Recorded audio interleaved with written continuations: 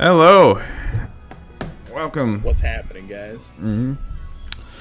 Welcome to another exciting edition of Money Match Thursdays, I think now.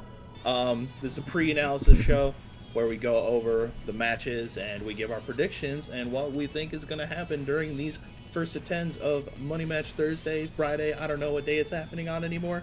It's a Thursday. It's a Thursday. Let's Yeah. go. We got Weasel, we got Chad, we Hey. got the whole So crew what's here up? today.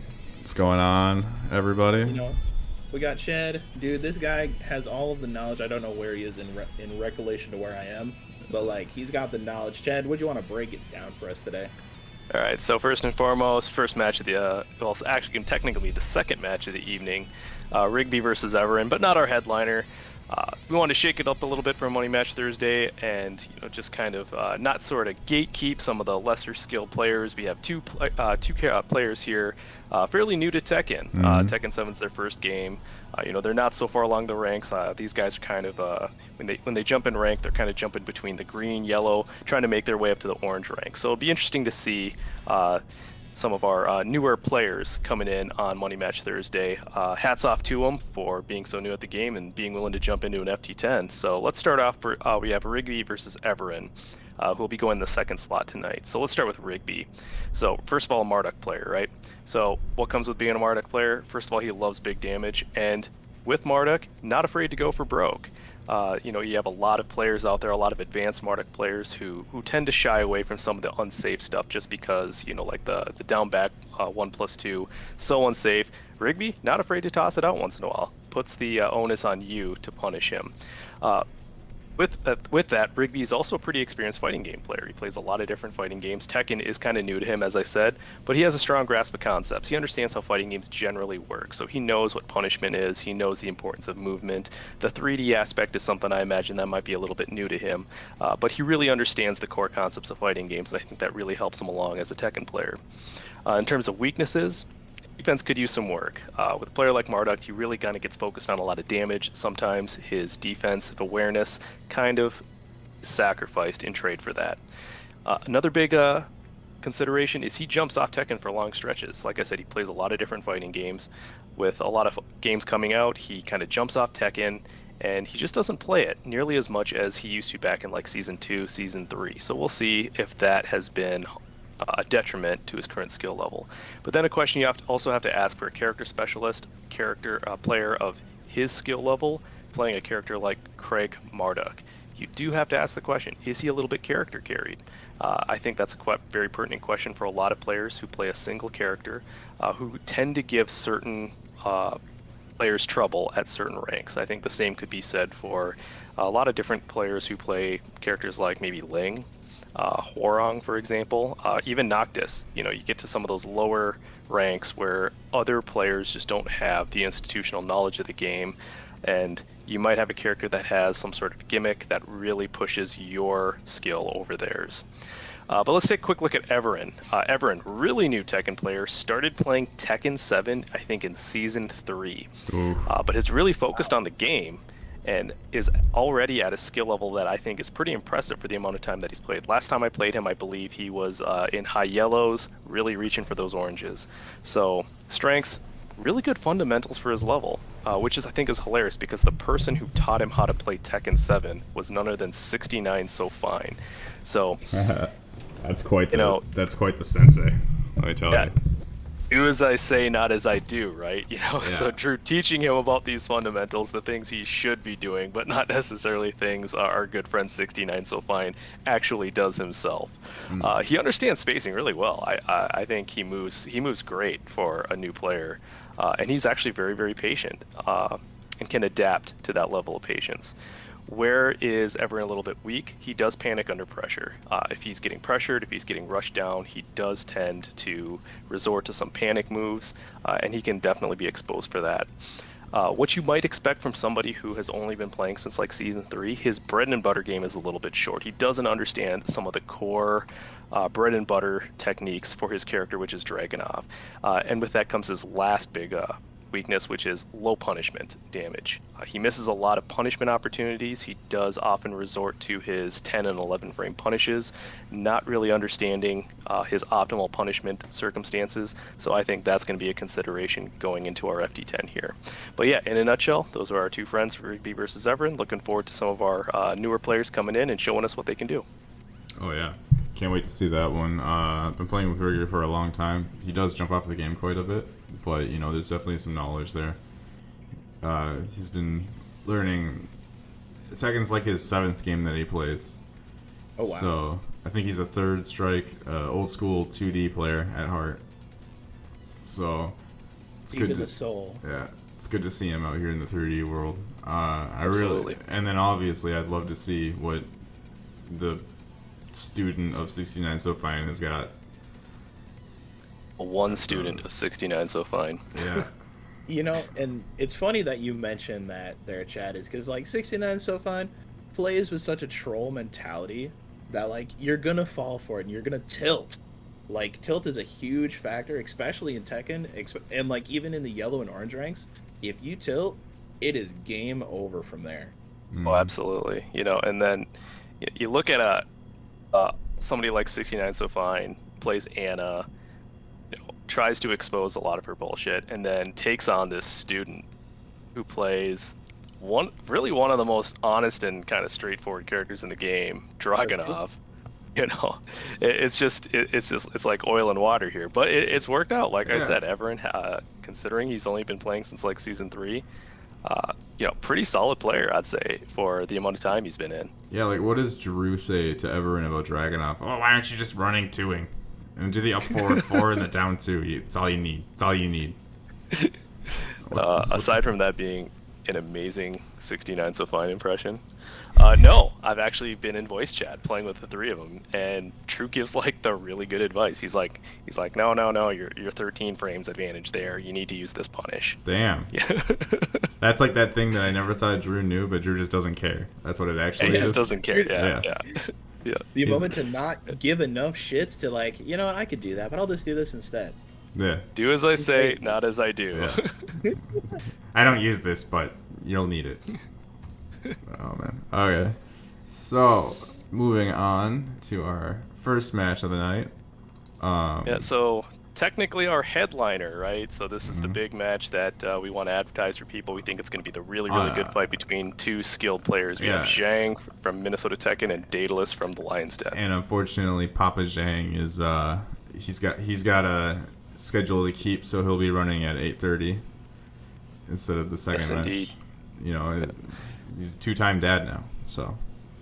Oh yeah, I can't imagine. I have one. I can't imagine double the work. So good on him. Getting him to play was like whoa.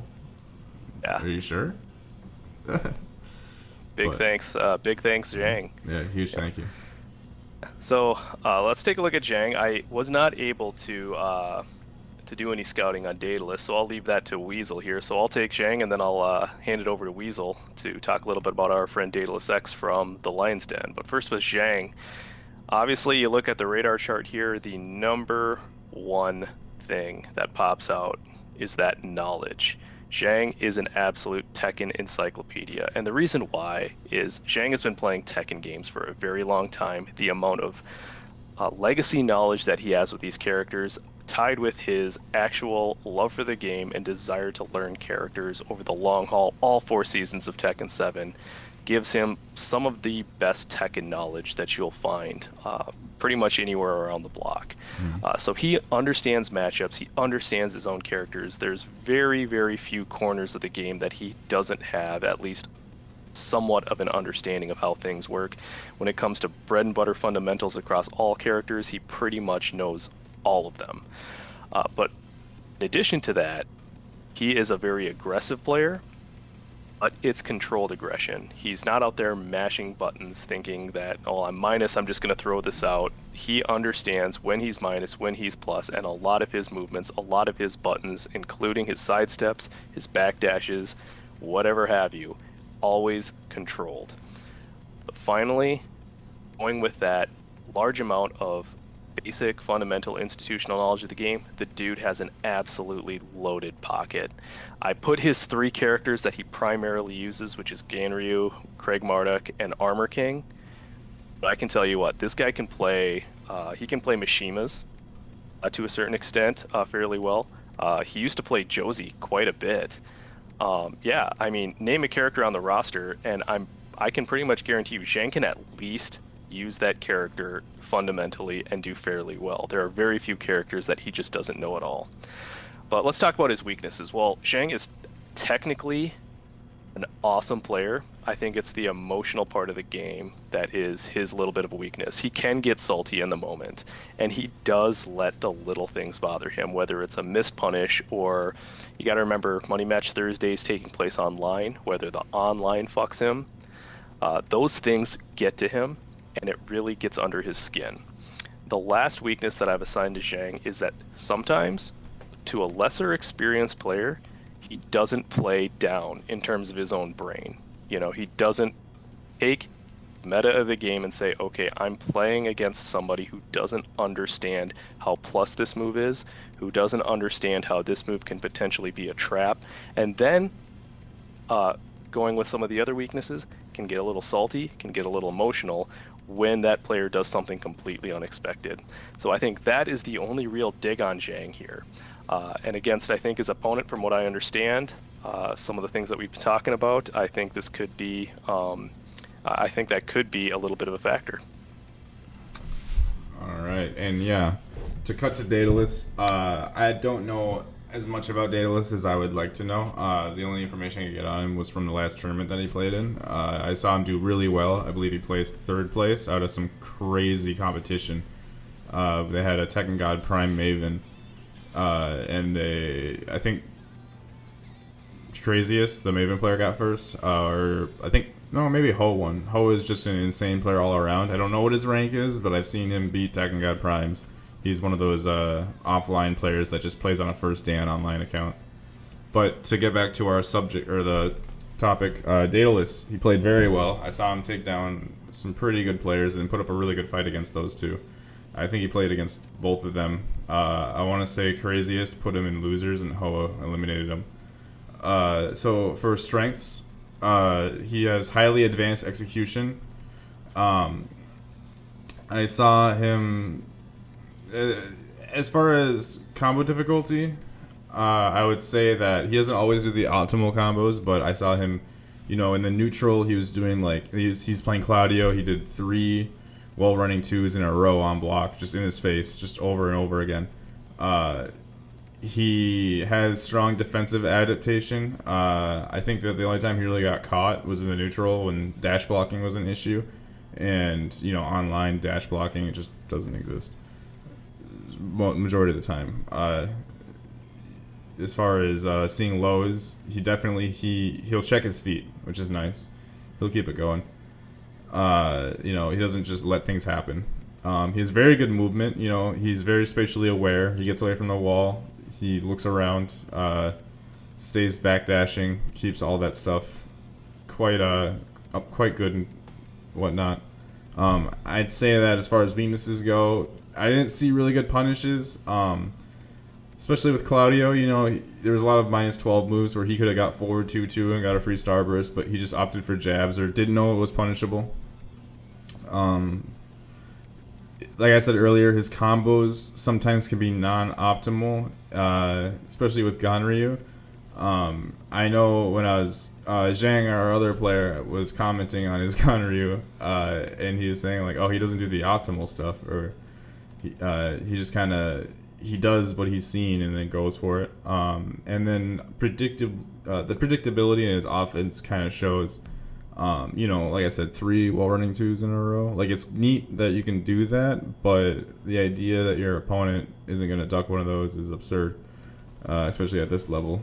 And then I think as far as lows go, I didn't see him use too many lows. He likes using side step 4 with Claudio, and then he was really getting away with a lot of seeable lows, like Ganryu down back 2, and it's just, I think against a player like Xiang, that's not going to really be as effective. somebody who can see those. Not saying Jane can see every low. He definitely gets caught every now and again, but that's just something to watch out for. Let's see. I'd say the only thing that he needs to really work on would be he's not too audacious.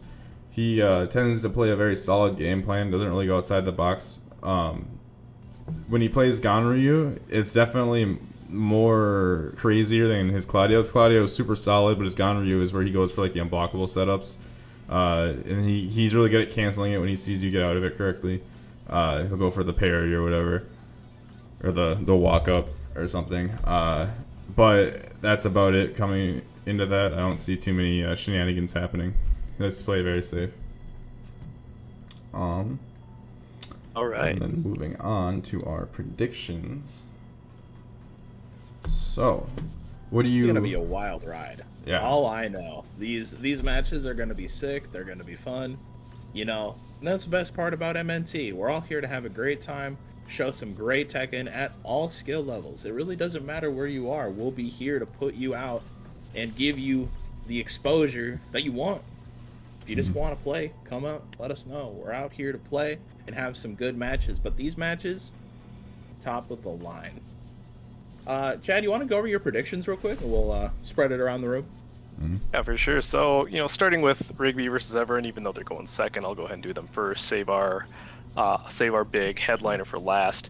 So I think Rigby starts hot here, and I think a lot of that comes with Marduk and just being really difficult to adapt to Marduk right out of the gate.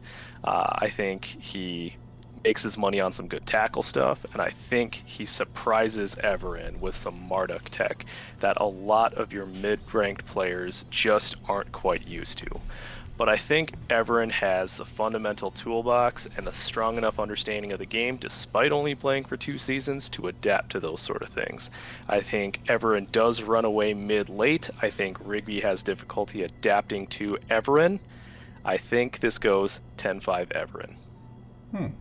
10-5? That's really interesting that you bring that up, because, like, even though we're going to see 2 Marduks in our sets that evening, like, Marduk is one of those characters that, like, if you don't catch on, like, really quickly, your life bar is going to go from full to nothing in a matter in an instant. Yeah. The dude's Oki is just ridiculous, And I think that's kind of one of the traps you have with some of these, lower ranked matches, right? Some of these, lesser experienced players. A lot of it can depend on whether somebody can overcome they can overcome one tool that is just really strong in a particular character, right? And I do think Everan has that ability to figure that stuff out. Interesting. 100%. Yeah. I definitely agree with that. I think Rigby does start a little hot, but Everan will eventually catch on. Especially if he's getting trained by 69 so fine, maybe we'll have that more of like what to look out for. Whereas Rigby just kind of goes it on his own. And I feel like his bag of tricks might not be as deep as Everan's is. But, I'm willing to be wrong. And Marduk is definitely, like, you got tackle, and that's all you really need. Like, your bag of tricks doesn't have to be that deep. So, right. I'd say, I think I kind of, maybe like a 10-7 Everan, depending on how much tackle there is. If there's a lot of tackle, I'd give it to Rigby at like a 10-4 actually, just because of how scummy that move is. It's such a good move. Oh. It's such a scrub killer. It is the ultimate scrub killer move. Oh yeah. 10-4, 10-5. Yeah, I feel like that match is gonna be volatile. It's gonna be a wasteland in that matchup for sure. But if they're able to adapt, I'm gonna say, if I had to really put out there, I believe in Rigby, but I also really believe in Everan. I'm gonna say 10-8 going to Rigby. All right. Okay. All right. So move along to the. Oh, sorry, Jeff. Something else, Weasel? Oh nope. Just saying. Moving on to Xiang versus Daedalus. Right on. Yeah, so looking at Xiang versus Daedalus, I think Xiang starts this set off with Craig. I think he's going to go ahead and save kind of his... Does Xiang really have a main? Not really, but I think he really, really likes playing Ganryu. I think he saves his Ganryu and he starts off with Craig. And I think he comes into this match saying what he can get away with Craig, right? You know, like, does this dude know the Oki situations? Does this dude know the mix-ups? And just really test Daedalus's knowledge against Craig Marduk. And I do think Xiang carries most of the set. I think he can take Marduk really, really, really far against Daedalus, but I do think Daedalus does snipe a few wins. A lot of it just being, you know, his execution, his ability to pull out some of the more difficult stuff. But I do think eventually, at some point later in this match, we do see the Gani versus Gani mirror match. Everything that we're kind of hoping for, right? But ultimately here, I think that institutional knowledge and technicality wins the day. I'm giving this as a 10-4 Xiang. Okay. Let's see. 10-4 Xiang. I agree with that. I think that Xiang is definitely going to be ahead. You can't. This guy makes guides on the characters one at a time, like 4-part guides, not just like 1 10-minute video. So his knowledge of the game is insane, like we were saying earlier. I think that the way that Daedalus wins this set is going to be that he sort of pays or like notices a hole, or I think Marduk's such a popular character that I feel like Daedalus has played against him and he'll know how to check him for it. Especially for where he comes from, the Lion's Den. There's got to be at least 4 people that play Marduk in the Lion's Den, even if it's just a side character. And then eventually, I also want to see the Gani versus Gani matchup. I think that'll be where the meat and the potatoes of this like fight is gonna be, or the most interesting part is gonna be that match right there, just to see who has like, how different their Ganryus are, or how similar, depending. From what I saw, I think they're very different. I think Zhang's is more definitely a fundamental based Ganryu, where he kind of just sits there and waits. He does the forward 1+2, and then Daedalus does like the new combos with the new setups, and he's got all the new tech that Xiang might not be, ready to move on to, because he's already in his brain has a set way to play Ganryu. So I'm gonna say it's gonna be maybe like I want to say a 10-6 Xiang, just to be nicer. If anything, You're believing it? Yeah, I believe Daedalus gets away with a few more games. I mean, hell, he could even win, but we'll see. What do you think, Noah? Like, both of these guys got hella knowledge. Zhang, after the multitude of lessons I've got from him just playing this game in general, this man, as Chad was talking about earlier, has so much legacy knowledge. He can get into somebody's head faster than a drill through a wall. Like, hands down. He's going to be in his head. And Daedalus, like, after being in the Lion's Den with him, chit-chatting, and just playing matches with him, even though he beats me, he gets tilted pretty easy. So that might, play a factor, because I play a very unorthodox character, like a very unorthodox Steve, compared to the others in there. But what really, like, as y'all are saying, I want to see the Gani versus Gani. The sumo match of the night. See 2 guys slapping it away. See who's got the strongest slaps. Oh yeah, Doskoi. I want them to take their shirts off. I want them to take their shirts off and put the diaper on. That's what I want. Ooh, hell yeah. Yeah. But I think when it comes really down to it, after Zhang starts with the big man Craig, and gets a couple games, and maybe loses a couple, he's gonna switch to the Gani. And it's going to be, I agree with you there, Brett, it's going to be 10-6 Zhang. Okay. Well, shows how much faith we have in our competitor. I mean, hell, it's Zhang we're talking about, Yeah. A great player. Even if it was even the best in the Lion's Den, I'd say it'd be like a 10-9 Zhang. He just knows too much. Yeah, no, I Oh, yeah. absolutely agree. All right. Well, that'll wrap it up for today. Thank you guys for being here. Thanks for Chad for putting up all these presentations and giving No, this. seriously, shout outs to Chad. Yeah, This guy's nuts. giving the majority of the knowledge. PowerPoint Ranger. Even more. Yeah. Okay. And thanks to Hamelak being here. Appreciate your company and your Dude, the company is always great to talk about these matches and just being a part of this whole thing in general. Your analyses are great too, and your involvement with the community. Appreciate Second it. to none. Yeah. All right, and that'll call it for today. I'll see everybody on Thursday at 8:30 p.m. Central sharp. Signing off. Thanks, guys. See you later.